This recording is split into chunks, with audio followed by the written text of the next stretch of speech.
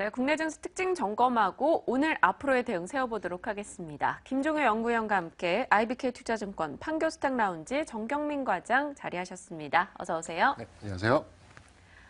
네, 어제 우리 시장 좀 점검을 해보자면요. 일단 차와 철, 낙폭 과대주들의 반등이 유난히도 눈에 띄었는데요. 더 중요한 건 이제 더 가느냐일 것 같아요. 반등 모멘텀 있다라고 보십니까?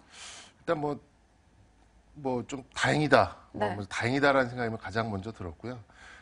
어느 정도 하방 경직성은 조금 보였습니다만, 스무고개 하지 않고 대답부터 드리자면, 네.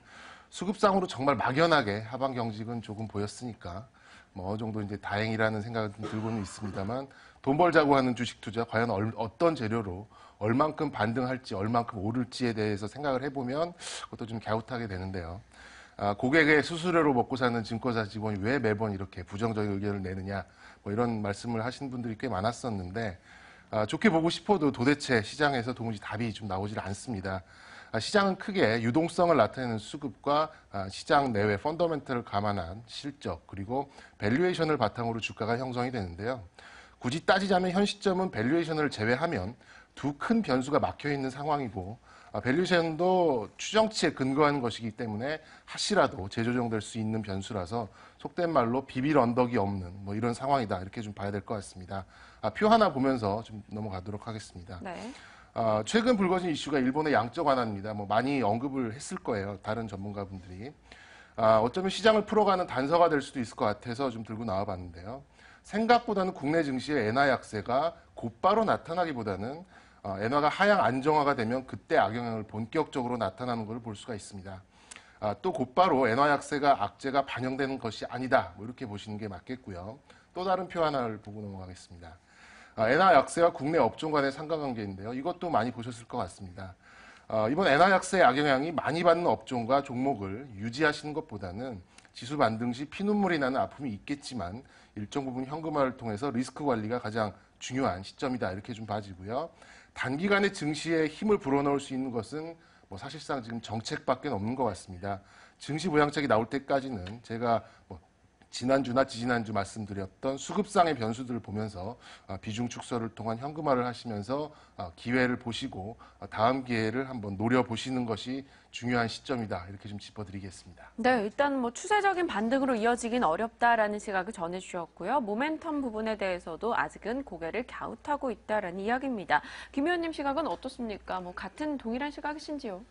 종목마다 좀 다르긴 하겠죠. 네. 그런데 이제 단기적으로 전체 그들 종목을 보면 단기적인 바닥은 좀 나온 게 아닌가 싶습니다. 지수가 1880을 다시 깨고 새로운 저점을 만들면 다른 얘기가 되겠지만, 단기적으로 이제 저점 다지기에 좀 나선 게 아닌가라는 생각이 드는데, 본질적으로 상승하기 위해서는 기업들의 본질적인 상승 여력이 생겨야 되고, 그 경쟁력이 생겨야 되는데, 제가 보기에 지금 자동차, 조선 이런 것들 중에 상당수는 이 본질적인 경쟁력을 의심받기 시작했다라는 것에 우리가 좀 주목을 해볼 필요가 있겠고요.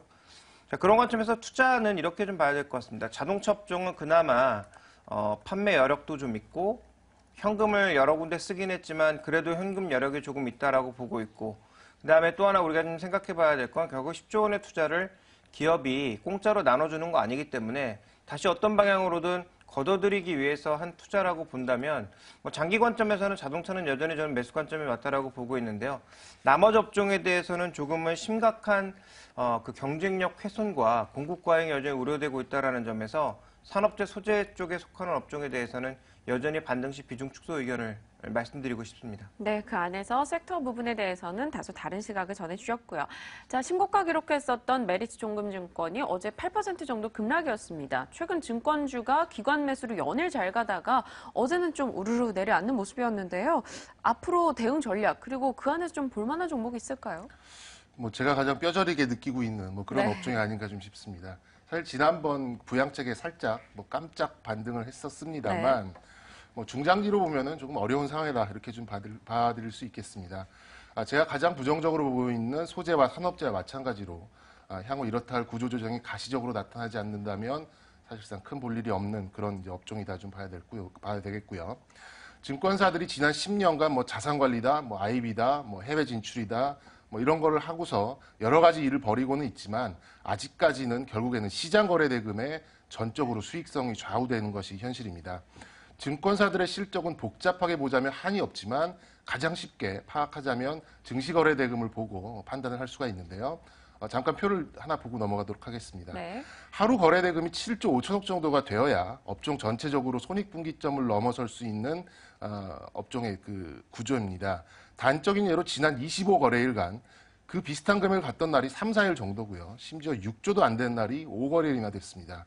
이런 상황에서 어떤 회사의 실적이 좋고 나쁘기를 굳이 따지기 전에 상식적으로 경기 선행지수인 주가지수 그리고 그 주가지수를 떠받드는 변수 중에 가장 큰 변수인 증시거래대금 또한 증시거래대금에 전적으로 기대고 있는 증권업종의 수익성과 향후 주가는 대한민국 경제 전망이 밝아지지 않는 한 당분간 상당히 오랜 기간 동안 좀 암울할 수밖에 없다. 이런 결론을 내려드리겠고요.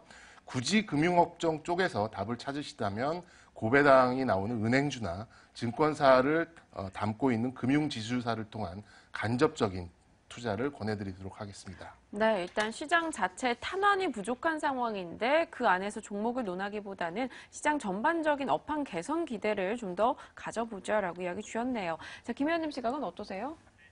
일단 뭐 증권주에 대해서 뭐 기본적인 시각은 가격 매력이 옛날에 있다였는데 네. 지금은 반등한 종목들이 꽤 많고 유한타 증권처럼 조금은 생뚱맞게 오른 종목도 있어서 과연 가격 매력이 이제 존재하는 것인가에 대해서는 저도 의문입니다. 그래서 이제 결론은 딱 한 가지인데요. 저는 뭐 대형주 사자입니다. 증권주도 점점 대형주로 쏠림 현상이 나타날 수밖에 없고 앞으로 굉장히 다양한 상품들이 나오게 될 텐데요. 그런 다양한 상품들에 적응할 수 있는 증권사들은 결국 대형사밖에 없다라고 보고 있고요. 결국은 뭐 투자은행화로 갈 수밖에 없다. 그래서 NH투자증권이 합병하게 되면 증권업계에서는 뭐 자산 규모로는 1위로 올라서기 때문에 이 종목에 대한 관심을 가장 높여야 되지 않을까라고 보고 있습니다. 네, 두 분은 산업재 소재 증권주 업황 자체에 대해서는 다소 부정적인 시각을 주셨고요. 그 안에서 관심 두는 종목군은 사뭇 달랐습니다. 자, 이제 코스닥 한번 살펴보도록 할게요. 어제 1.6% 정도 크게 좀 내렸습니다. 11월 들어서 연일 하락인데요. 어떻게 보고 계신지요? 뭐 요즘 보면 약간 풍선과 같은 뭐 그런 이쪽 누르면 이쪽 나오고 이쪽 누르면 이쪽 나오고 두 지수가 좀 혼조세를 보이는 날이 좀 점점 늘어가고 있는데요. 결론적으로 당분간 변동성은 불가피할 것 같습니다. 그간 시장을 주도했던 중국 소비 관련 뭐 패션이나 바이오, 헬스케어 등이 각각 다른 이유로 속절없이 차익 매물이 나오면서 시장을 파랗게 덮었는데요. 이를 커버할 만한 대안이 없는 상황이고 언급드렸듯 증시 매매 대금이 말라가는 상황에서 유동성도 기대하기는 좀 어려운 것 같습니다. 마지막으로 표 하나 보면서 넘어가도록 하겠습니다. 네. 겉으로는 하반기 들어 거래소 대비 덜 빠졌던 코스닥이 키높이를 맞추는 것이 아니냐 뭐 이런 얘기도 있고 뭐 낙폭 과대란 이유도 들기도 하지만 궁극적으로는 기대했던 실적이 나오지 않았다는 점입니다. 다시 말씀드리면 기대치가 높았던 것으로 그 기대치는 PER이라는 수익 멀티플로 나타나서 20배, 30배가 넘는 종목들이 이제는 제자리를 찾아가는 것으로 보시면 뭐 이해가 쉬울 것이고요. 더 쉽게 말씀드리자면 시장 상황에 맞춰서 정당한 조정을 받고 있다 이렇게 보시면 되겠습니다. 따라서 대기업에 납품하는 기업보다는 자체 수익 모델을 가지고 있는 그런 이제 기업으로 또한 막연하게 높은 기대감만 반영된 종목보다는 별로 좋지 않은 실적을 일단은 발표를 하고 그에 걸맞는 주가 조정을 받은 종목들로 접근하신 점이 리스크 관리엔 좀 수월하실 것 같고요. 솔직히 말씀드려서 자신은 없습니다만 잠깐이나마 반등할 수 있는 시기를 잡자면 실적 과도가 모두 끝난 후에 증시 부양책이 나온 시점 그것이 아니라면 춘절 직전인 뭐 내년 1월 정도가 아닌가 뭐 이렇게 좀 전망을 해보도록 하겠습니다. 네, 과장님께서 그동안 굉장히 리스크 관리 쪽에 초점을 많이 두셨기 때문에 더욱더 관심도가 높아지는 게 관심 줄 것 같습니다. 어떤 종목 보고 계신지요?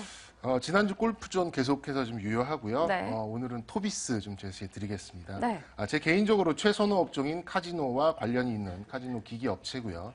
딱 한마디로 관심주 이유를 드리자면 실적 속도가 주가 상승 속도보다 빠르다 이렇게 좀 짚어드리겠습니다.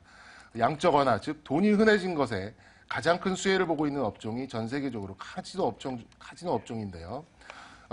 거기에 이제 그 관련된 기기를 납품을 하는데 현재 많이 오른 종목이지만 7배 수준의 PER 밸류라면 결코 비싸다라고 뭐 그런 생각은 결코 들지 않습니다. 4가지 투자 포인트 크게 좀 잡아봤고요. 네. 가장 중요한 거는 가장 윗부분에 있는 모니터 부분의 견조한 성장세가 아닌가라는 생각이 들고 있습니다. 매수가는 현재 뭐 16,000원 정도, 그다음에 목표는 연말까지 한 2만 원, 손절가는 14,000원 정도로 제시를 해드리겠습니다. 네, 슬롯머신 등의 모니터 부분에 견조한 성장세가 이어지고 있다라는 이야기 해주셨어요. 목표 주가 2만 원까지 보자라고 해주셨고요. 손절가 14,000원 잡고 저희 대응해 보도록 하겠습니다. IBK 투자증권 정경민 과장과 함께했습니다. 말씀 고맙습니다. 네, 감사합니다.